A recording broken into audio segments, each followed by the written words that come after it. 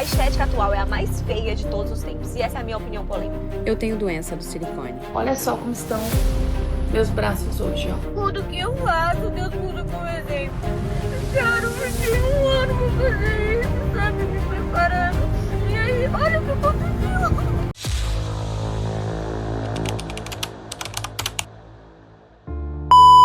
Existe uma geração inteira olhando no espelho e encontrando defeitos que talvez nunca existissem antes da internet. Porque o problema não é mais a maquiagem, não é mais a revista, não é a televisão. Agora o padrão de beleza cabe dentro do seu bolso e acompanha as mulheres o dia inteiro. E talvez essa seja a máquina de comparação mais agressiva já criada. E como e por que essa indústria faz isso? O motivo é pior do que você imagina.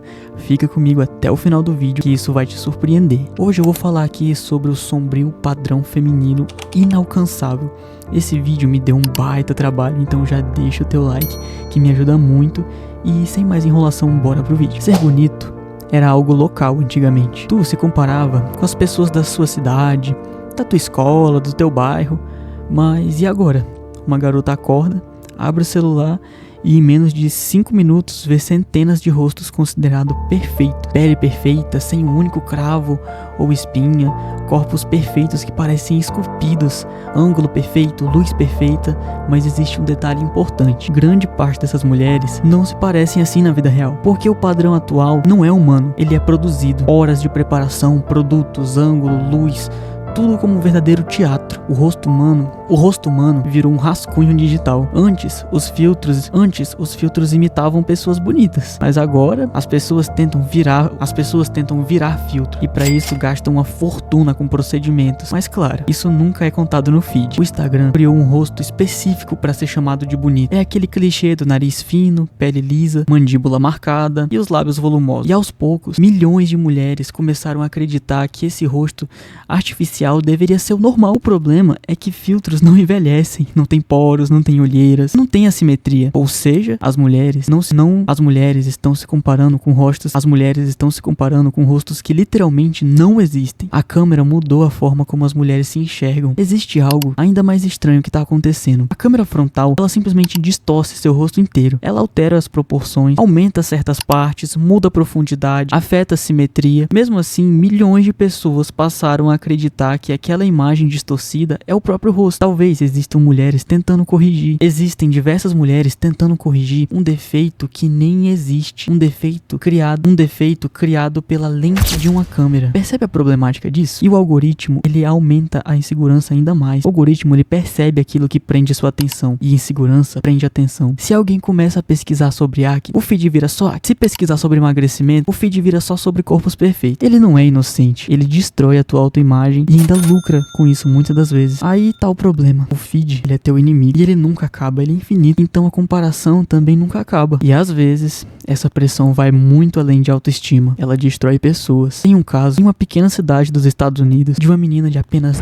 12 anos que transmitiu uma grande tragédia contra si mesma. Kathleen Nicole Davis gravou um vídeo se despedindo da família. Em meio a lágrimas, ela disse uma frase assustadora: "Sinto muito por não ser bonita o suficiente." 12 anos, literalmente uma criança. E mesmo nessa idade, ela já acreditava que a aparência definia o valor. Talvez esse seja o aspecto mais sombrio de tudo isso. A internet não criou apenas padrões impossíveis. Ela criou uma geração inteira aprendendo cedo demais que nunca é bonita o suficiente. E quando uma pessoa passa anos sendo ensinada a se comparar, o espelho deixa de ser apenas um espelho. Ele vira um julgamento sobre si mesma. Existe uma indústria inteira lucrando com a insegurança. Porque uma mulher satisfeita consigo mesma compra menos. A insegurança, ela vende muito. Ela vende skincare, maquiagem, procedimentos, dietas loucas. A autoestima feminina virou um mercado. Quanto mais insegura você está, mais alguém tá lucrando com isso. E bom, talvez a parte mais assustadora do vídeo é essa. Meninas adolescentes começaram a ter medo de envelhecer antes de sequer ter 20 anos de idade. Existem garotas usando produtos anti-idade,